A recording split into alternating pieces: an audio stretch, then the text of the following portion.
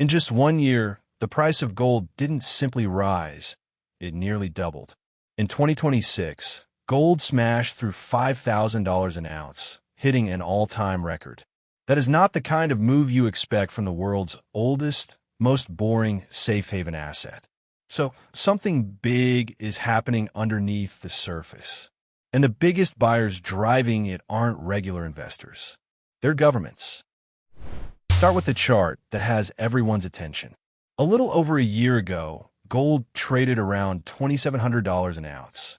By early 2026, it had blown past $5,400, a near doubling in about 12 months. For an asset that is supposed to just sit there quietly and hold its value, that is an extraordinary, almost violent move. So the real question is, who is buying with this kind of force? And to be clear, this is not how gold normally behaves. In a typical year, gold might move just a few percent up or down. It's the asset people hold precisely because it is slow and steady. A near doubling in 12 months is a once-in-a-generation event. The last time gold ran like this was during the inflation panic of the 1970s and again during the financial crisis years. In other words, gold only moves like this when people are genuinely afraid of something. So the question becomes, what are they afraid of now? The answer is central banks, the institutions that manage entire country savings.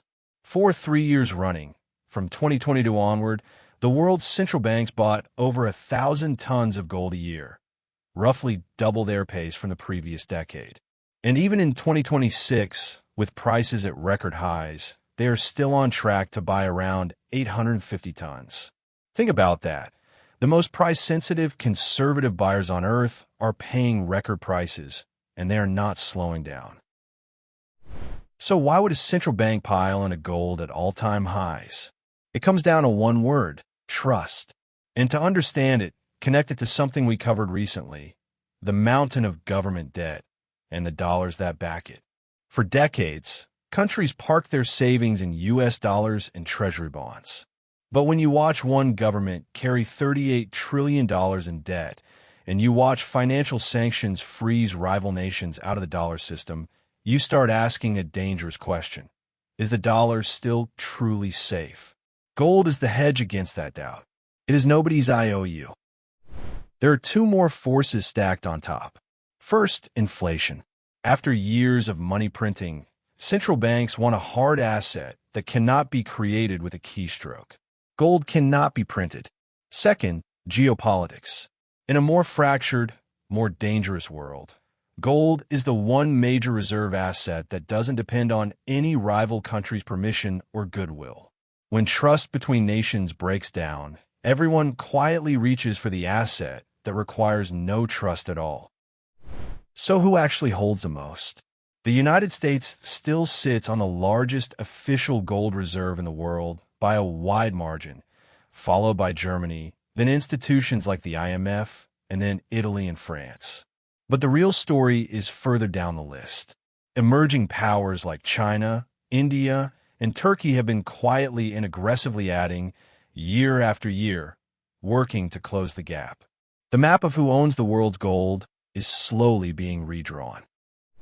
Zoom out, and this is really one story. A slow, quiet move away from total dependence on the US dollar. Nobody is announcing it. There is no single dramatic day. But in survey after survey, a large share of central banks now say they plan to keep increasing their gold, citing diversification, inflation, and reducing reliance on any single currency. This is what de-dollarization actually looks like in practice. Not a sudden crash, a steady multi-year drift. Here's the comparison that really tells the story. Over the past few years, as gold has soared, its share of global reserves has been quietly rising, while the US dollar share has been slowly slipping. Not collapsing, slipping. Central banks aren't dumping dollars overnight. They're trimming at the margin and topping up gold instead. Put those two trend lines side by side, and you can see the shift with your own eyes. The world is gently rebalancing away from paper and toward metal. Now, before you rush out to buy gold bars, here's the honest other side. Gold pays you nothing. No dividend, no interest. In a world of higher rates, that is a real cost to holding it. It can be volatile, and after a near doubling, a lot of good news is already baked into the price. And central banks buy for reasons that have nothing to do with you. They're managing geopolitics, not chasing returns. So central banks are buying is a powerful signal. It is not, by itself, a personal investment plan. So what does it actually mean for you? And to be clear, this is a framework, not financial advice. Treat gold's record run as a message, not just a price. It is the market's way of pricing in distrust, in debt, in currencies, and in the old assumption that the dollar is risk-free forever. You don't have to own a single ounce to take this signal seriously. When the most conservative institutions on earth start quietly buying insurance, it is worth asking what exactly they are insuring against. Here's the bottom line. Gold didn't double because of jewelry or gadgets. It doubled because the people who manage nations' money are hedging their bets against debt, against inflation, and against the dollar itself. Whether or not you ever buy a single ounce, that signal is the real story. Now, everything in this video is for education and information only.